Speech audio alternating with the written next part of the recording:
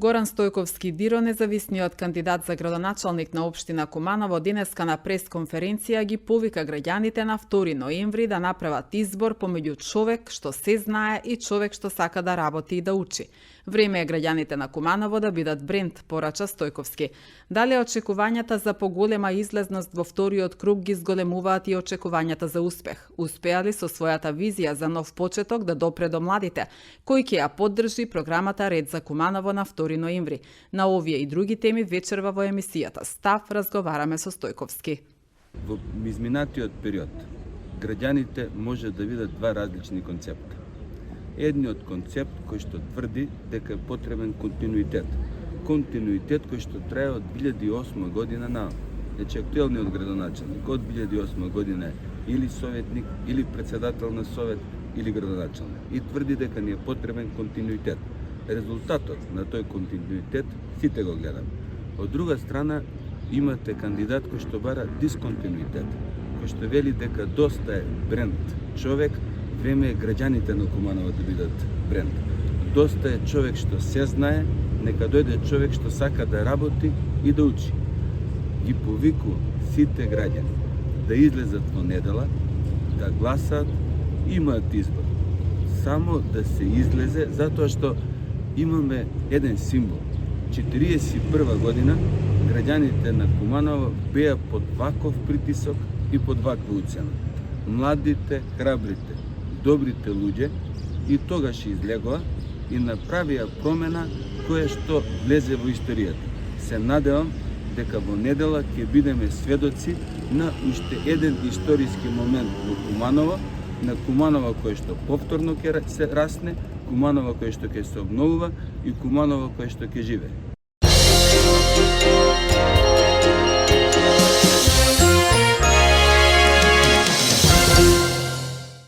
Максим Димитриевски, кандидатот за градоначалник на општина Куманово од движењето Знам за наша Македонија, на последниот ден од предизборната кампања ги повика граѓаните да излезат в недела на гласање и да го направат вистинскиот избор, бидејќи Куманово продолжува да се развива и да се гради.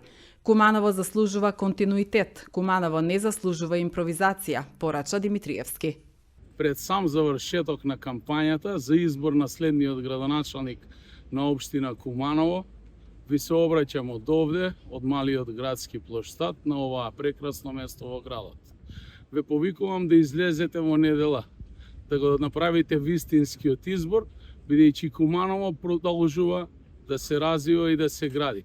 Куманово заслужува континуитет, Куманово не заслужува импровизација. Одам во текот на кампањата во селата, ми велат работиш во градот. Одам во градот, ми велат работиш во селата. Одам кај моите албанци, ми велат работиш кај македонците. Одам кај моите македонци и срби, велат работиш само кај албанците. Но едно е јасно, сите велат дека работам, а јас имам намера заедно со вас да продолжам да работам. Тоа го работев изминатите 8 години, реализирав над 800 проекти и доколку ја добијам вашата поддршка во недела, ќе продолжам тој број на проекти двојно да ги зголемам. Има проблеми во градот, ги имало. Моја работа ќе биде да го намалам тој број на проблеми. Затоа, бидејќи ве сакам сите вас, го сакам нашиот град, ве повикувам, излезете во недела масовно, дајте ја вашата поддршка за бројот 2, за мене, за вашиот градоначалник Максим Димитриевски. Бидејќи и Куманово знае, но и Македонија знае.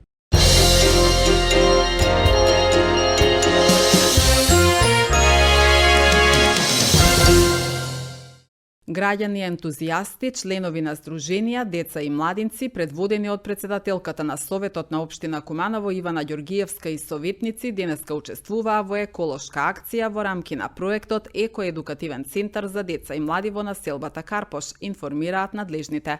Целта на проектните активности е подигање на свеста кај населението за заштита на животната средина, односно поттик кај младата популација за придонес и одговорност во општественото живење.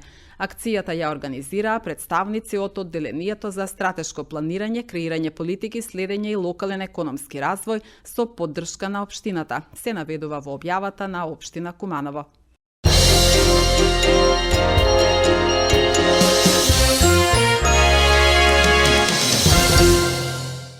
Основното јавно обвинителство Куманово донесе наредба за спроведување истражна постапка против српски државјанин осомничен за кривично дело неовластено производство и пуштање во промет наркотични дроги, психотропни супстанции и прекурсори.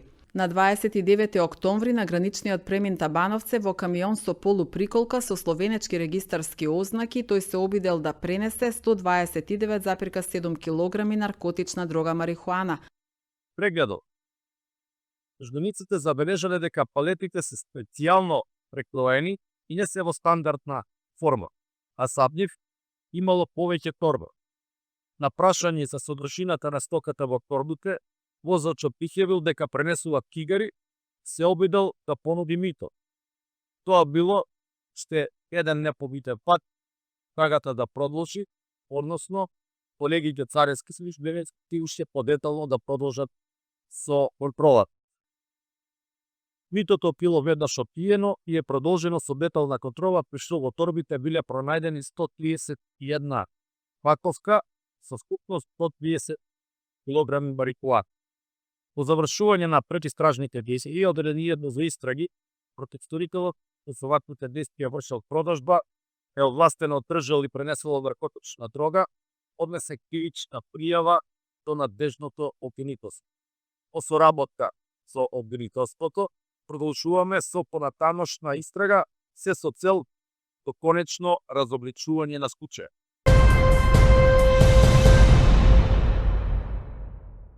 Друштвото на писатели од Куманово вчера вечер организираше промоција на постхумни изданија на стихозбирките Поеми и поезија на поетот Наум Јовановски, професор по македонски јазик. Со литературна дејност Јовановски почнал да се занимава уште во основното образование, а првата негова песна била објавена во младинскиот весник Млад борец. Наум Јовановски има објавено 4 стихозбирки, а добитник е на повеќе награди и признанија. Присутните во Занаечискиот дом синоќа имаа можност да се потсетат на едно од повеќето телевизиски гостувања на поетот Наум Јовановски. Наум Јовановски е роден во село Долно Дупени, Преспа. Основно образование завршил во своето родно место. Средно земјоделско училиште и педагошка академија, група македонски јазик и српско-хрватски со книжевност завршил во Битола, а филозофски факултет, група историја и македонски јазик во Скопје. Со литературна дејност почнал уште во средно училиште. Првата песна ја објавил во Млад борец, потоа му се објавуваат песни во алманахот при Битолскиот клуб на писатели Стале Попов во Битола. Потоа во Нова Македонија, Мисла, Просвета, Просветен работник, Македонско сонце, Наш вестник, како и во литературните списанија Разбиток во Битола, Беседа во Куманово, Повод во градот Мелбурн, Австралија и слично. Авторот има објавено 4 стихозбирки, песни Време, песни, лирика и стихови. Авторот е професор по македонски јазик по пенсија. Добитник е на повеќе награди и признанија. За жал, оваа вечер посхумно му се посветуваме. Прво пошто пришол од 7 оделение, а потоа продолжив натаму. Рекол дека првата теста ја сум објавил во Млад борец. Тоа беше младински вестник, така мислам. А потоа се ниже вака во многу вестници и списанија. Објавував во Нова Македонија со Просветен работник, во Кумановска беседа, потоа Наш вестник,